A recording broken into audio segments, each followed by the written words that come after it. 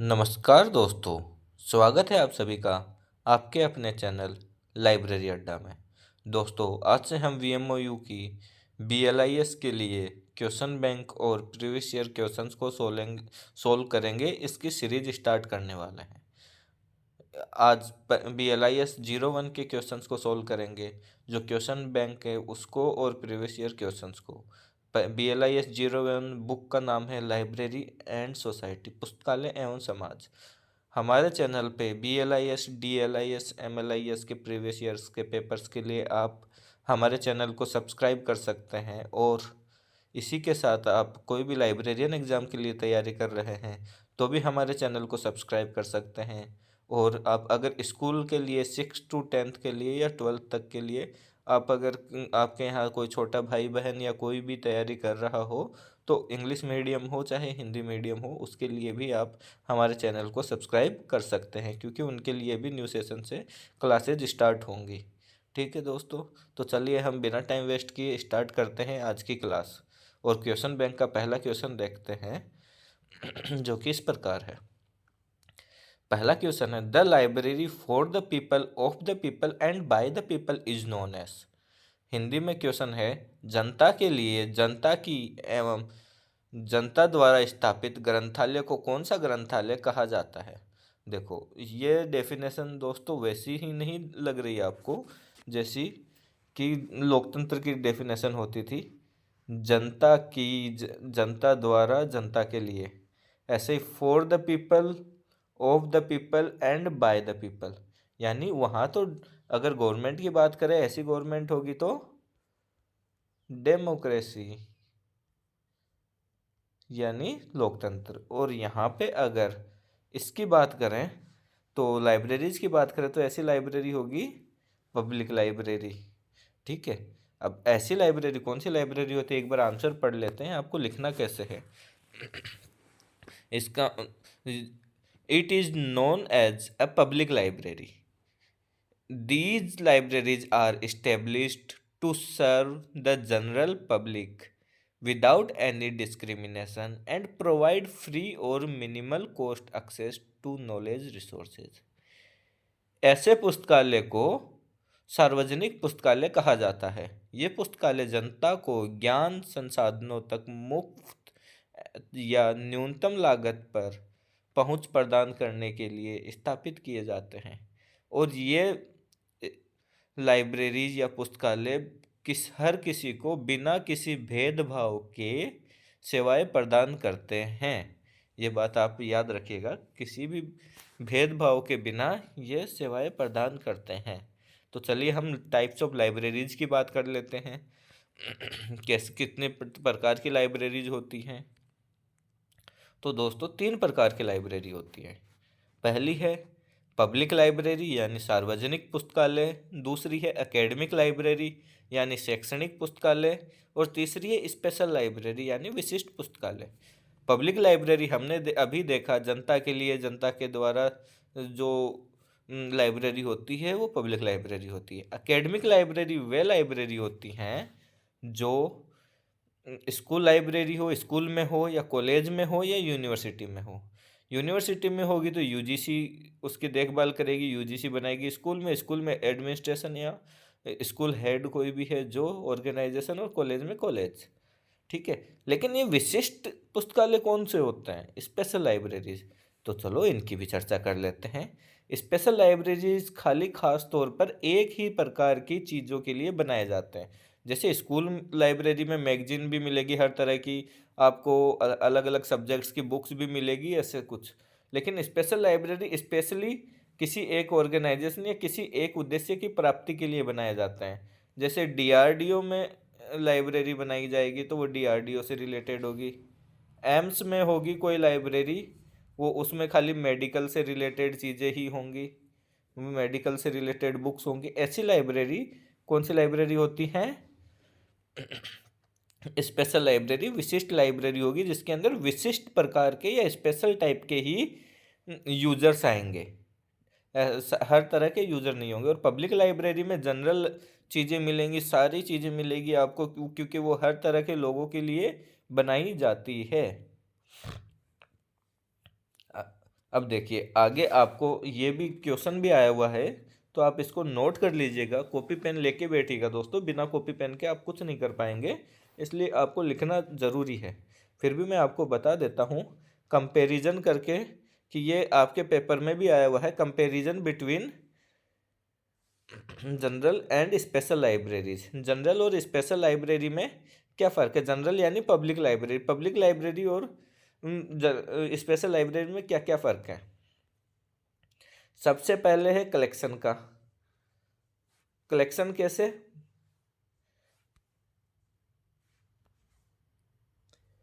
Public library के अंदर क्या होगा, मुख्य रूप से पुस्तकों और सामयिक प्रकाशनों यानी पीरियोडिकल्स होते हैं।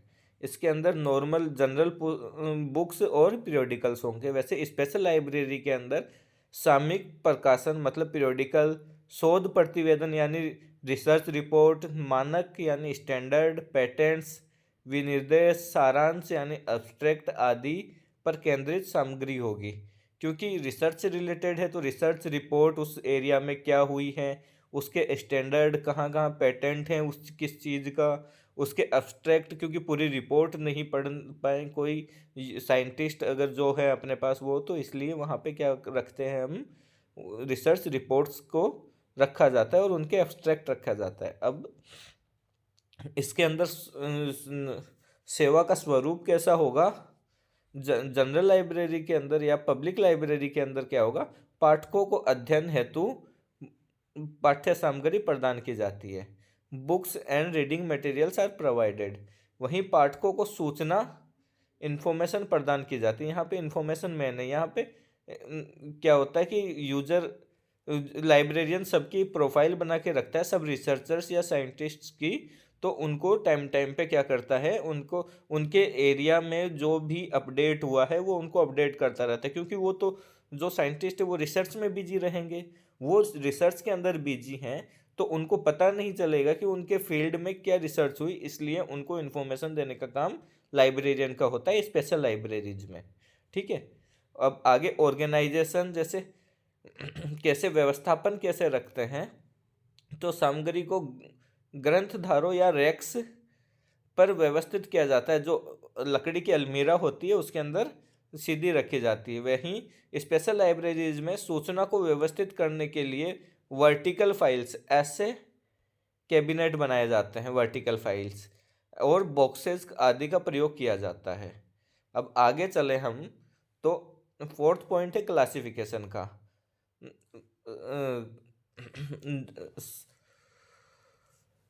सार्वजनिक पुस्तकालय में सामान्य वर्गीकरण प्रणाली का उपयोग होता है, वहीं विशेष स्पेशल लाइब्रेरी में किसका उपयोग होता है, डेप्थ क्लासिफिकेशन या विशेष सूक्ष्म वर्गीकरण और इंडेक्सिंग का प्रयोग किया जाता है।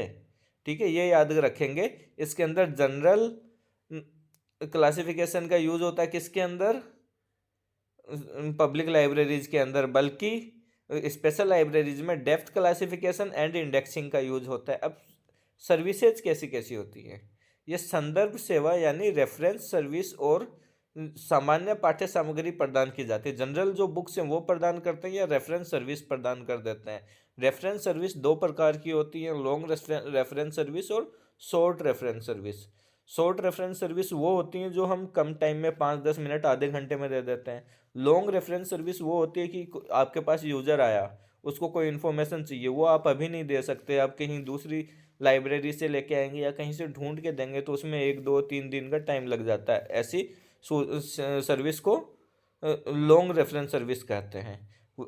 वहीं को स्पेशल लाइब्रेरीज के अंदर CAS करंट अवेयरनेस सर्विस, मतलब जो करंट में जो सर्विस आई जो मैंने बोला ना, वो उनके रिसर्च के एरिया में क्या रहेंगे, वो अपडेटेड नहीं रहेंगे, तो उनको अपडेट रखने के लिए लाइब्रेरियन देगा उनको information. Selective dissemination of information, मतलब हर इंसान को, हर रिसर्चर को सारी इन्फॉर्मेशन की ज़रूरत नहीं होती, लेकिन उसको कैसी ज़रूरत होगी कि उसके फील्ड की ही ज़रूरत होगी, तो सेलेक्टेड इन्फॉर्मेशन देंगे। तो सेलेक्टिव डिसिमिनेशन ऑफ इंफॉर्मेशन। अनुवाद और सारांशीकरण सेवाएं प्रदान करना, यानी अब अपने रिसर्चर हैं, कोई ज़रूरी नहीं उसको जर्मन आए, इटालियन आए, तो लेकिन कोई रिसर्च पेपर इटालियन या जर्मन में पब्लिश हुआ है तो उसमें क्या अनुवाद सेवाएं या सारांशीकरण सेवाएं प्रदान करने की जाती है। वही वैसे ही इसके अंदर अब रीडर टाइप की बात कर लें तो सामाजिक पुस्तकालय है, उसके अंदर क्या होगा, जनरल रीडर्स होंगे। वहीं इसके अंदर स्पेशल रीडर होंगे जो हमने बात की थी। ऐसे ही फोकस किस पे होता है, स्थापित विचारों और वृद्ध ग्रंथों पर अधिक ध्यान दिया जाता है इसके अंदर। वहीं नवजात विचारों, नेसेंट थॉट्स, सूक्ष्म ग्रंथों, माइक्रो डॉक्यूमेंट्स और विशिष्ट आवश्यकताओं पर बल देते हैं इसमें। अब पर्पज क्या है इसका, ज्ञान का सामान्य प्रचार प्रसार करना किसके अंदर, पब्लिक लाइब्रेरी के अंदर। पब्लिक लाइब्रेरी का उद्देश्य है सामान्य ज्ञान का सामान्य प्रचार प्रसार करना, ज्ञान का सामान्य प्रचार प्रसार करके हर इंसान को क्या करना, शिक्षित बनाना। वहीं पेटेंट ऑर्गेनाइजेशन का यहाँ पे क्या काम है, स्पेशल लाइब्रेरीज में पेरेंट ऑर्गेनाइजेशन के कार्यों को सहयोग और गति प्रदान करना। जो उद्देश्य है उसके ऑर्गेनाइजेशन का, उसको सहयोग करना कि और जल्दी से जल्दी रिसर्च की जा सके और लक्ष्यों की प्राप्ति की जा सके, इसलिए। तो चलिए चलते हैं हम अब नेक्स्ट स्लाइड में। आशा करता हूँ आपको सार्वजनिक पुस्तकालय और विशिष्ट पुस्तकालय के अंदर, पब्लिक लाइब्रेरी और स्पेशल लाइब्रेरी के अंदर आपको अंतर समझ में आ गया होगा क्या क्या है दोनों के बीच में। चलिए अगला क्वेश्चन है, which law emphasis library legislation. इसके अंदर आप लिख लीजिएगा,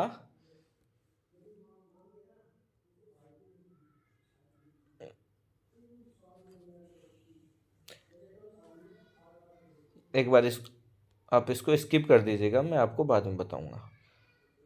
5 लॉज ऑफ लाइब्रेरी साइंस ये पढ़ लेते हैं पहले, फिर उसके ऊपर आएंगे। 5 लॉज ऑफ लाइब्रेरी साइंस, पुस्तकालय विज्ञान के 5 नियम।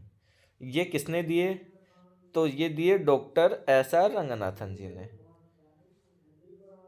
कब दिए, तो 1931 में। लेकिन बनाए कब थे, 1928 में बना लिए थे, लेकिन दिए 1931 में। कितने दिए, 5 नियम दिए लाइब्रेरी साइंस के अंदर। तो अब ये कौन से नियम होते हैं। पहला नियम है बुक्स आर फॉर यूज, यानी पुस्तकें उपयोग के लिए या उपयोगार्थ है। दूसरा नियम है एवरी रीडर हिज बुक, प्रत्येक पाठक को उसकी पुस्तक मिले। एवरी बुक इट्स रीडर, यानी प्रत्येक पुस्तक को उसका पाठक मिले। ऐसी बुक ना हो तुम्हारी लाइब्रेरी में कि तुम ले तो आओ और किसी के कोई काम ही ना आए, वो खाली रेक में पड़ी रहे, ऐसी बुक भी कोई काम की नहीं। Save the time of the reader, पाठक का समय बचाएं। Library is a growing organism, मतलब ग्रंथालय एक वर्धनशील तंत्र है या संस्था है। इसमें बच्चा और वर्ध की अवधारणा का क्वेश्चन पूछा जाता है कि किसमें है, तो वो कौन सा नियम उससे रिलेटेड है, तो 5वां, library is a growing organism, यानी ग्रंथालय एक वर्धनशील संस्था है। इसका मतलब ये हुआ कि जैसे बच्चा छोटे से हर दिन बढ़ता जाता है, ग्रोथ करता जाता है, वैसे ही लाइब्रेरीज को भी ग्रोथ करते रहना चाहिए। उनके यूजर के मामले में हो, चाहे पुस्तक के मामले में हो, या उनके कलेक्शन के नॉलेज भंडार के मामले में हो, किसी भी मामले में उसको वृद्धि करते रहना चाहिए। तो हम इनके सबके निहितार्थ को पढ़ेंगे अभी। 5 नियम के ये पूछे जाते हैं कि पेपर के अंदर बड़े क्वेश्चंस में पूछे जाते हैं। पहले नियम के निहितार्थ बताओ, दूसरे नियम के निहितार्थ बताओ, तीसरे के, चौथे के, 5वें के, कोई से भी पूछ लेते हैं। तो चलो हम चलते हैं, आगे चर्चा करते हैं।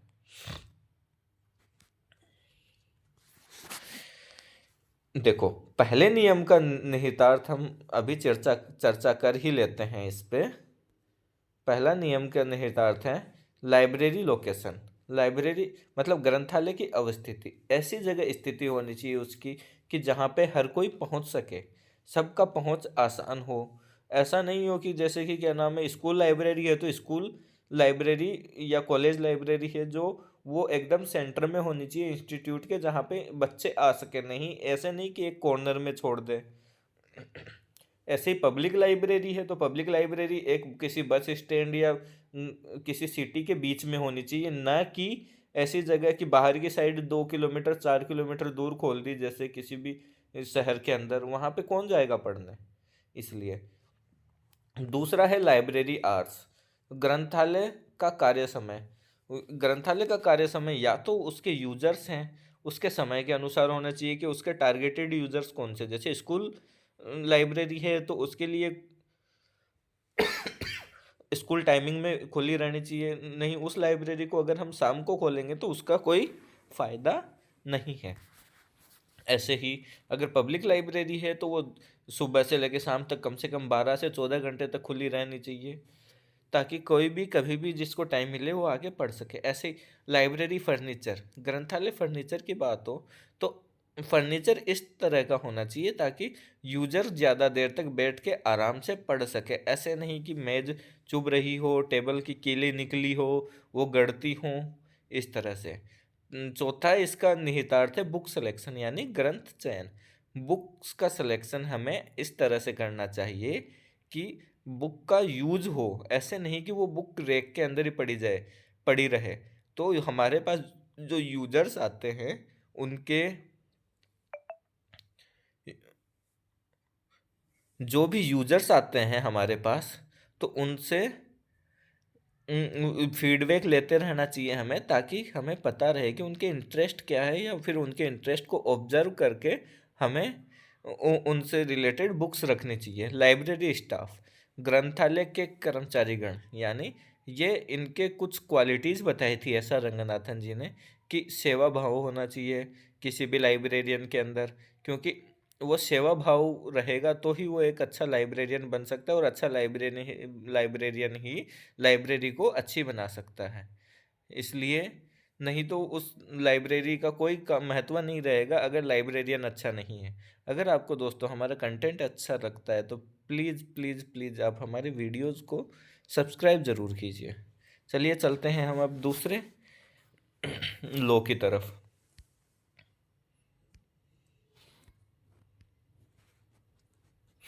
दूसरे नियम के निहितार्थ है ऑब्लिगेशन, कोई भी आ गया, दायित्व की बात आई तो सेकंड लॉ होगा ऑब्लिगेशन ऑफ द स्टेट, राज्य के दायित्व। Obligation of the library authority, ग्रंथालय के प्राधिकरण के दायित्व। Obligation of the library staff, मतलब जो ग्रंथालय कर्मचारीगण के दायित्व है।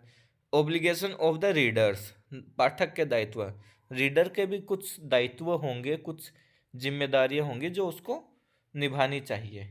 तो इसलिए जैसे ओब्लिगेशन की बात होगी, स्टेट के दायित्व क्या होंगे, जैसे कि एक फेवरेबल टर्म्स एंड कंडीशंस बनाए, लाइब्रेरी को बढ़ावा देने के लिए नियम बनाए ऐसे। और अगर लाइब्रेरी अथॉरिटी की बात हुई तो वो फंड्स अलॉट करे टाइम पे। और लाइब्रेरी स्टाफ की बात हुई तो लाइब्रेरी स्टाफ क्या होना चाहिए, निपुण होना चाहिए, अपनी सेवाओं देने के लिए उसको प्रशिक्षित ट्रेनिंग मिली हुई होनी चाहिए। और रीडर, रीडर का क्या काम है, रीडर आएगा अपने लाइब्रेरी में पढ़ेगा, कोई भी लाइब्रेरी नियमों का पालन करेगा, न कि उठ के जाए तो चेयर्स को ऐसे ही छोड़ के चला जाए, उनको सही जगह पे रखेगा। ये सारे काम यूजर के होंगे। तो पहला जो हमने एक क्वेश्चन देखा था उसका आंसर होगा कि सेकंड लो होगा, जहाँ पे मैंने पांचवा लो लिख रखा है। ये पहले जो क्वेश्चन आया था उसके अंदर, इसीलिए मैंने बोला था मैं बाद में बताऊंगा। Third low, every book it's reader. तीसरे नियम के निहितार्थ हैं ओपन एक्सेस, मतलब मुक्त अभिगम। ओपन एक्सेस का मतलब हुआ कि हर किसी के लिए खुली रहनी चाहिए अलमीराज। ऐसे नहीं कि अलमारी बंद करके रख दी हमने, जिससे कि क्या नाम है यूज़र का बुक देख ही ना सके, और देखे तो वो ले ना सके। ऐसा नहीं होना चाहिए।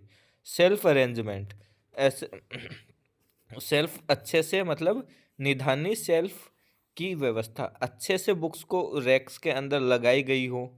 इजी एक्सेस, आसानी से वो कोई भी यूजर है वो ढूंढ सके उसको। कैटलॉग, यानी ग्रंथालय पर सूची बनाई हुई हो। पब्लिसिटी, पब्लिसिटी भी करना बहुत ज़रूरी है, क्योंकि ये एक ऐसी सेवा है जिसके अंदर हम कोई भी चीज़ है जिसकी पब्लिसिटी नहीं करेंगे तो वो पहुंचेगी नहीं लोगों तक। और जब तक ज़्यादातर लोगों तक नहीं पहुंचेगी तो हम हमारी ज़्यादा से ज़्यादा यूज होना चाहिए, इसलिए हमें पब्लिसिटी करनी चाहिए। डिस्प्ले ऑफ बुक्स, पुस्तकों का प्रदर्शन, मतलब जो भी बुक्स हमारे लाइब्रेरी के अंदर नई आई हैं उनका हमें प्रदर्शन लगाना चाहिए, ताकि यूज़र को पता चल सके कि हमारी बुक में ये नई बुक्स आई हैं, और हर बुक को उसका पाठक मिल सके, इसलिए हमें प्रदर्शन लगाना बहुत ज़रूरी है। अब अगला है save the time of the reader. Reader का टाइम बचाएं। कैसे बचा सकते हैं? क्लासिफाइड अरेंजमेंट, वर्गीकृत व्यवस्थापन करके, या फिर कैटलॉग एंट्री बना के, प्रसूची की प्रविष्टि करके। ये सारी चीज़ें भी हम प्रैक्टिकल में पढ़ेंगे, और BLIS 02 और 034 इन्हीं के बारे में है, तो उन पे भी हम बात करेंगे। ओपन एक्सेस इसमें भी होना चाहिए। ओपन एक्सेस यानी कोई भी यूज़र जाके बुक को देखे और उसको जो पसंद आए वो ले सके। अगली है रेफरेंस सर्विस। रेफरेंस सर्विस यानी संदर्भ सेवाएं देना। पांचवा है इश्यू मेथड। पुस्तकों के आदान प्रदान की विधि आसान हो, ऐसे नहीं कि बहुत लंबा प्रोसेस या पजल्ड प्रोसेस अपना रखा है जिससे बहुत ज़्यादा टाइम वेस्ट हो यूज़र का। ऐसा काम नहीं करना है हमें। सेंट्रलाइज्ड या प्री नेटल कैटलॉगिंग, ये कई बार पूछा जाता है। प्री नेटल कैटलॉगिंग किसके द्वारा दी गई? तो ये अवधारणा दी गई S.R. रंगनाथन जी के द्वारा। सेंट्रलाइज्ड या प्री नेटल कैटलॉगिंग का मतलब हुआ केंद्रीकृत प्रकाशन पूर्व प्रसूचीकरण। प्रकाशन से पहले ही प्रसूचीकरण कर दिया जाए जिसका। ऐसे स्टैक रूम गाइड्स यानी संग्रह कक्ष मार्गदर्शिका।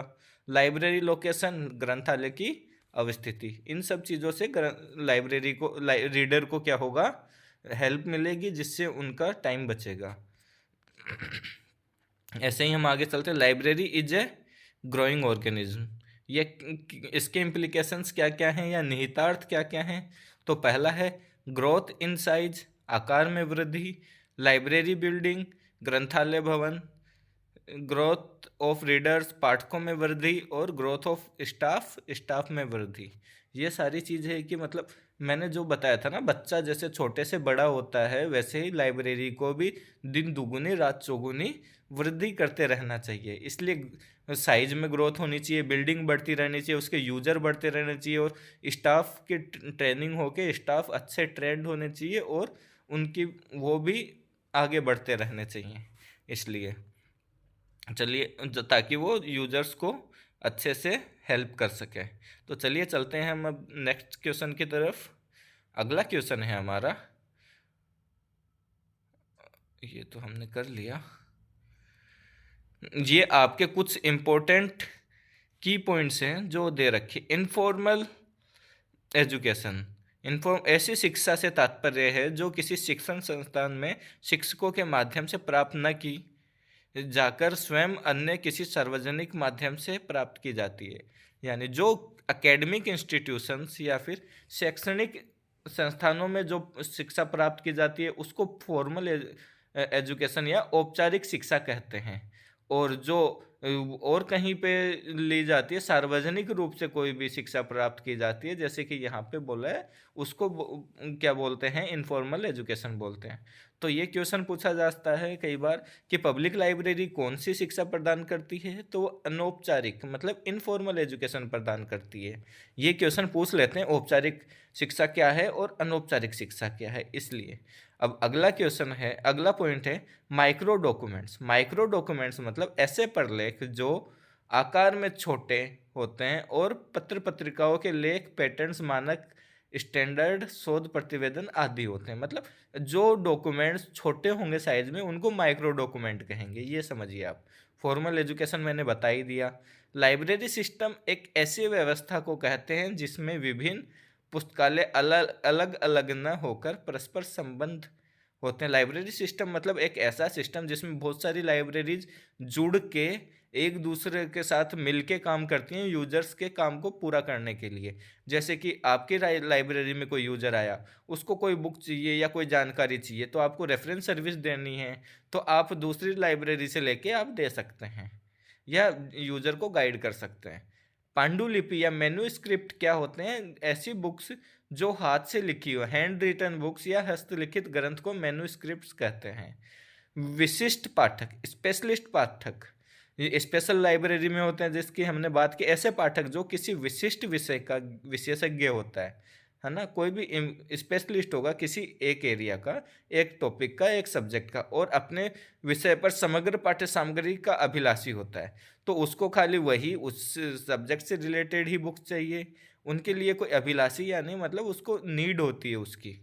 ठीक है। मैक्रो डॉक्यूमेंट वो होते हैं जो विशाल ग्रंथ जैसे पुस्तक आदि, वो मैक्रो डॉक्यूमेंट होंगे। जर्नलिस्ट रीडर वो रीडर होंगे जिनको कोई विषय के विशेषज्ञ नहीं होते, कई विषयों पर सामान्य पाठ्य सामग्री के अभिलाषी होते हैं। उनको नॉर्मल नॉर्मल नॉलेज चाहिए होता है, ऊपर ऊपर का सब सब्जेक्ट का, ना कि एक सब्जेक्ट का डेप्थ नॉलेज चाहिए हो उनको। ठीक है। ये आपके बुक के पीछे पहली यूनिट में ये दे रखे हैं आपको कुछ इम्पोर्टेंट टर्म्स, तो मैंने वो भी डिफाइन कर दी है आपके लिए। तो चलिए हम चलते हैं नेक्स्ट क्वेश्चन की ओर। What is the new term for library cooperation? पुस्तकालय सहयोग के लिए नया शब्द क्या है? पुस्तकालय सहयोग के लिए नया शब्द है library resource sharing. Library resource sharing यानी पुस्तकालय संसाधन साझाकरण। ये है नया टर्म। किसके लिए यूज होता है? पहले लाइब्रेरी कोऑपरेशन यानी पुस्तकालय सहयोग बोला जाता था, अब क्या कर दिया नाम उसका, लाइब्रेरी रिसोर्स शेयरिंग कर दिया। इसके अंदर किस किस चीज़ को शेयर किया जाता है इसकी भी बात कर लेते हैं हम। It involves sharing resources like books, journals and databases among libraries to maximize access and minimize costs। मतलब पुस्तकालय सहयोग के लिए एक नया शब्द है पुस्तकालय संसाधन साझाकरण है। यह पुस्तकालयों के बीच पुस्तकों, जर्नल्स और डाटाबेस जैसे संसाधनों को साझा करने के लिए शामिल करते हैं। चलिए चलते हैं हम अब नेक्स्ट क्वेश्चन की ओर। Mention the year in which first library act was passed in Indian state. Bharat में पहली बार पुस्तकालय अधिनियम कब पारित हुआ? तो ये पारित हुआ था 1948 में। किसके द्वारा पारित किया गया? कहाँ पारित हुआ? मद्रास, जिसको अब तमिलनाडु बोलते हैं। इसका किस नाम से पब्लिश हुआ या किस नाम से जाना जाता है? Madras public library act, a significant milestone in India's library movement. ठीक है। तो चलिए चलते हैं हम अब आगे कि पहला लाइब्रेरी एक्ट कब आया था। पब्लिक लाइब्रेरी एक्ट 1948 में। क्या नाम से आया था? मद्रास पब्लिक लाइब्रेरी एक्ट, जिसको तमिलनाडु पब्लिक लाइब्रेरी एक्ट भी बोला जाता है। ऐसे ही ये सारे 19 पब्लिक लाइब्रेरी एक्ट आ चुके हैं अभी लाइब्रेरीज में इंडिया में। वो इस प्रकार हैं, आप इसका स्क्रीनशॉट ले लीजिए और उसके बाद में आपको याद रखना है, कम से कम 3-4 तो याद रखना है। पहले तो तमिलनाडु रखना है, दूसरा आंध्र प्रदेश रखना है, तीसरा कर्नाटका रख लीजिएगा और चौथा कम से कम ये राजस्थान का रख लीजिएगा और उत्तर प्रदेश का, क्योंकि उत्तर प्रदेश का राजस्थान के साथ आया था, इसलिए ये 5 याद रख लिएगा। तमिलनाडु का आया था 1948 में, आंध्र प्रदेश का आया 1960 में, कर्नाटका का आया 1965 में। ये कम चांस है पूछने के, लेकिन टॉप 3 पूछ सकता है। और राजस्थान में आया 2006 में, और यूपी में भी 2006 में आया था राजस्थान के साथ। ठीक है। चलिए अब चलते हैं हम अब नेक्स्ट क्वेश्चन की ओर। Mention the year in which the public library act was passed in Rajasthan. तो 2006 ये हमने अभी किया है। अब अगला क्वेश्चन है mention the year in which IFLA established. IFLA की स्थापना किस वर्ष हुई? तो इफ्ला की फुल फॉर्म है the international federation of library associations and institutions. ये लिख लीजिएगा आप कॉपी में, बहुत ही इम्पोर्टेंट है ये। और ये इस्टेब्लिश कब हुआ? 1927 में। इसकी फुल फॉर्म और इसका इस्टेब्लिशमेंट ईयर, अंतर्राष्ट्रीय राज्य संघ और संस्थान हिंदी में बोलते हैं इसको, और इसकी स्थापना हुई 1927 में। चलिए हम चलते हैं नेक्स्ट क्वेश्चन की ओर। UGC is engaged in the development of which type of libraries. UGC किस प्रकार के पुस्तकालयों के विकास में शामिल है? तो यूजीसी यूनिवर्सिटी ग्रांट्स कमीशन है। आप सब बीएलआईएस कर रहे हैं, तो मतलब आप कॉलेज कर चुके हैं तो आपको पता होगा यूजीसी नॉर्म्स बनाती है यूनिवर्सिटीज़ के लिए, मान्यता भी यूजीसी ही देती है। तो वो किससे रिलेटेड हुई? एकेडमिक लाइब्रेरी से। तो ये एकेडमिक लाइब्रेरी में भी किससे? यूनिवर्सिटीज़ से। तो ये किसको? यूनिवर्सिटीज़ लाइब्रेरी को हेल्प करती है। तो the UGC supports the development of university libraries by funding infrastructure, digitisation and resources procurement. विश्वविद्यालय अनुदान आयोग विश्वविद्यालय पुस्तकालयों के विकास में बुनियादी ढांचे, डिजिटलीकरण और संसाधनों की व्यवस्था के लिए सहायता करता है। चलिए हम चलते हैं अब नेक्स्ट क्वेश्चन की ओर। ये हो गया हमारा। What is the full form of IASLIC? The full form of IASLIC is Indian association of special libraries and information centre. क्या है full form? Indian association of libraries and information centres. देखिए यहाँ से लेके यहाँ तक है। आइजलिक की फुल फॉर्म पूछिए, ये रही भाई।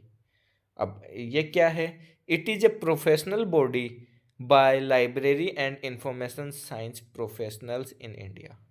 यह भारत में पुस्तकालय और सूचना विज्ञान पेशेवरों का एक संगठन है। ठीक है, क्या है? आइजलिक। आइजलिक की फुल फॉर्म वापस से बता देता हूँ, Indian association of special libraries and information centres. चलिए चलते हैं हम अब नेक्स्ट क्वेश्चन की ओर। Raja Ram Mohan Roy library foundation is mainly concerned with the improvement of which type of libraries? Raja Ram Mohan Roy पुस्तकालय फाउंडेशन मुख्यतः किस प्रकार के पुस्तकालयों के विकास के लिए संबंधित है? तो ये पब्लिक लाइब्रेरीज को इम्प्रूवमेंट करने के लिए ये संबंधित है, उन्हीं को ये विकास के लिए कार्य करता है। कैसे करता है? It focuses on improving public libraries by providing financial assistance for their infrastructure, resources and outreach programmes. यह सार्वजनिक पुस्तकालयों के विकास पर ध्यान केंद्रित करता है और उनके बुनियादी ढांचे, संसाधनों और आउटरीच कार्यक्रमों के लिए वित्तीय सहायता प्रदान करता है। ठीक है, और ये राजा राम मोहन रॉय फाउंडेशन है, इसकी स्थापना कब हुई थी ये भी तुमसे पूछ सकता है। तो ये हुई थी 1972 1972 को। ये बात भी आप लोग याद रखिएगा। तो चलिए चलते हैं हम अब नेक्स्ट स्लाइड पे, नेक्स्ट क्वेश्चन की ओर। अगला क्वेश्चन है, what is the third law of library science? Every book it's reader. वापस से याद करते हैं। पहला नियम है बुक्स आर फॉर यूज, पुस्तकें उपयोगार्थ हैं। दूसरा नियम है every reader it's book his book, यानी प्रत्येक पाठक को उसकी पुस्तक मिले। तीसरा है एवरी बुक इट्स रीडर, यानी प्रत्येक पुस्तक को उसका पाठक मिले। चौथा है save the time of reader, मतलब पाठक का समय बचाओ। और पांचवा है library is a growing organism. Growing organism कौन सा है? लाइब्रेरी है। पुस्तकालय एक वर्धनशील संस्था है। ठीक है, तो आपको ऐसे पूछ सकते हैं छोटे क्वेश्चन में, तो आपको याद होना चाहिए। और कब आया था ये? 1931 में। कौन सी पुस्तक में? 5 लॉज ऑफ लाइब्रेरी साइंस के अंदर 5 नियम दिए थे एस.आर. रंगनाथन जी ने। अब name the national library of United states. United states की राष्ट्रीय पुस्तकालय का क्या नाम है? तो उसका नाम है library of Congress. Library of Congress कहाँ की पुस्तकालय है? तो यूनाइटेड स्टेट्स की राष्ट्रीय पुस्तकालय है। ठीक है, ऐसे चलते हैं हम अब नेक्स्ट क्वेश्चन की ओर। First library science school started in which Indian university? तो पहली भारत में पहली स्कूल लाइब्रेरी साइंस की कहाँ स्टार्ट की गई थी? यूनिवर्सिटी ऑफ मद्रास में स्टार्ट की गई थी। अगला क्वेश्चन है, first library science school started by which Indian university? कौन सी इंडियन यूनिवर्सिटी के द्वारा? ये तो हमने अभी किया कि कौन सी इंडियन यूनिवर्सिटी के द्वारा पहली पुस्तकालय विज्ञान की स्कूल स्टार्ट की गई? तो मद्रास विश्वविद्यालय के द्वारा। अगला क्वेश्चन है, in which year the delivery of books act was passed in India. Delivery of books act कब पास हुआ इंडिया में? 1954 में हुआ। ये इसके अंदर संशोधन भी किया गया 1956 के अंदर। और इसके तहत क्या है, इंडिया में 4 लाइब्रेरीज हैं, उसके अंदर कोई भी बुक प्रकाशित होगी उनकी एक एक कॉपी या तो पब्लिकेशन के पहले या फिर पब्लिकेशन होने के 30 दिन के अंदर अंदर वो बुक्स वहाँ पे क्या है, हमें फ्री ऑफ कॉस्ट भेजनी होगी, डिलीवर करनी होगी। इससे बोलते हैं डिलीवरी ऑफ बुक्स एक्ट। अब इसके अंदर संशोधन 1956 में हुआ। 1956 में क्या बोला गया?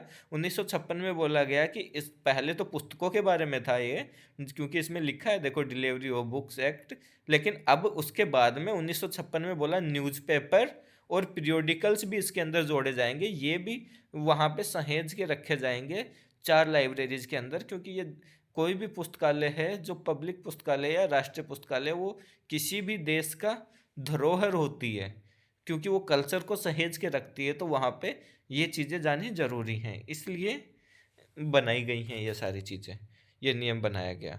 तो चलिए हम चलते हैं नेक्स्ट क्वेश्चन की ओर। In which type of libraries is library cess one of the source of finance? Library cess कौन सी पुस्तकालय के लिए एक आय का साधन है? लाइब्रेरी सेस कौन से का है? पब्लिक लाइब्रेरी, सार्वजनिक लाइब्रेरी के लिए, ठीक है। सार्वजनिक लाइब्रेरी के लिए लाइब्रेरी सेस लगाया जाता है, जिससे पब्लिक लाइब्रेरीज को सहायता मिल सके। अगला क्वेश्चन है, where is the headquarters of Raja Ram Mohan Roy foundation is situated? तो राजा राम मोहन रॉय का फाउंडेशन है कहाँ है? कोलकाता, इंडिया में। और राजा राम मोहन रॉय लाइब्रेरी फाउंडेशन की स्थापना कब हुई? 1972 में। दोनों चीज़ें याद रखिएगा। चलिए चलते हैं नेक्स्ट क्वेश्चन की ओर। Mobile library service is which type of activity of public library? Mobile library service यानी मतलब चलती फिरती लाइब्रेरी, ये किस चीज़ का उदाहरण है? किस तरह की सेवा है? आउटरीच सर्विस या एक्सटेंशन ऑफ सर्विसेज, यानी विस्तार सेवा है ये एक तरह की, जिसमें क्या है, सेवाओं को विस्तार किया गया। खाली 4 कमरे में बंद होके ही सेवा नहीं दे रहे, वो दूर दूर तक जाके मोबाइल लाइब्रेरी लगा के भी हम सेवा देते हैं, उसे बोलते हैं एक्सटेंशन ऑफ सर्विस। ठीक है, चलते हैं हम अब नेक्स्ट क्वेश्चन की ओर। Name the chairman of the advisory committee for library setup by the government of India. Advisory committee सलाह पुस्तकालय को सेटअप करने के लिए सलाहकार समिति के चेयरमैन कौन थे, जो भारतीय सरकार ने जिसको बनाया था उस समिति को? तो उस समिति का नाम था सिन्हा समिति कहा जाता है उसको, या फिर एडवाइजरी कमेटी फॉर लाइब्रेरीज भी कहा जाता है। और इसके संस्थापक या फिर चेयरमैन थे केपी सिन्हा जी थे, इसीलिए इन्हीं के नाम पे उस समिति को बोला जाता है सिन्हा समिति। ठीक है, चलते हैं हम अब नेक्स्ट क्वेश्चन की ओर, जो है name the chairman of the advisory committee. ये तो हो गया है। Mention the year of establishment of the Indian library association, ILA, इसको शॉर्ट में बोलते हैं ILA, Indian library association. Indian library association को 1933 में क्या किया गया? बनाया गया था, स्थापित किया गया। और इनमें एसोसिएशंस का जैसे ILA, इफ्ला, आइजलिक, इन सब का नाम आया, तो इनके लिए मैं एक अलग से वीडियो बनाऊंगा, उसके अंदर सारे टॉपिक कवर कर लेंगे। इनका हेडक्वार्टर कहाँ है, पहला चेयरमैन कौन था, इनके पब्लिकेशंस क्या क्या हैं, इंपॉर्टेंट चीज़ें क्या क्या हैं, ये सारी बातें हम उसके अंदर करेंगे। तो चलिए चलते हैं हम अब नेक्स्ट क्वेश्चन की ओर। ये याद रखिएगा, ILA का स्थापना हुआ था 1933 में। अब अगला क्वेश्चन है, who is the father of the library movement in India? SR Ranganathan. लेकिन अगर आपको पूछ ले पब्लिक लाइब्रेरीज के लिए कोई किसने ये मूवमेंट स्टार्ट किया था, तो सियाजी राव गायकवाड़ तृतीय। कहाँ पे किया था? बड़ौदा में। कब किया था? 1910 में। ठीक है, यह सब आप याद रखिएगा। अगला क्वेश्चन है, in which year was the Delhi public library established? तो 1951 में दिल्ली पब्लिक लाइब्रेरी की स्थापना की गई थी। किसकी सहायता के साथ की गई थी? Indian government and UNESCO, UNESCO को भी हम कवर करेंगे। यूनेस्को भी बहुत इंपॉर्टेंट है। RRRLF यानी Raja Ram Mohan Roy library, ILA, ALA, इन सबको हम एक वीडियो में कवर करने की कोशिश करेंगे। अगला क्वेश्चन है, the national library of India is situated in which city? Bharat का पुस्तकालय, भारतीय राष्ट्रीय पुस्तकालय कहाँ स्थित है? तो यह है कोलकाता में। और इसकी स्थापना कब हुई? 1948 में इसकी स्थापना हुई है। इसका नाम बदला गया, नाम बदल के क्या किया गया? भारतीय राष्ट्रीय पुस्तकालय किया गया। इसके पहले नाम था इसका इंपीरियल पुस्तकालय या इंपीरियल लाइब्रेरी नाम से इसे जाना जाता था। चलिए अगला क्वेश्चन है, what is the name of national library association of great Britain? यानी कि ब्रिटिश का राष्ट्रीय पुस्तकालय क्या है ब्रिटेन का? तो ब्रिटेन के राष्ट्रीय पुस्तकालय संघ का क्या नाम है? तो है the library association.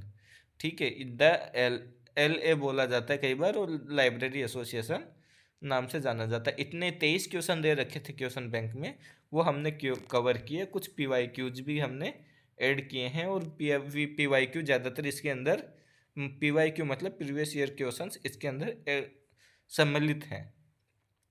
Who wrote the book putting knowledge to work? ये किसने लिखी? पुटिंग नॉलेज टू वर्क किताब किसने लिखी? तो पॉलिन एथरटन ने लिखी थी। ये कब लिखी? 2005 में। 2005 में लिखी। और क्यों लिखी?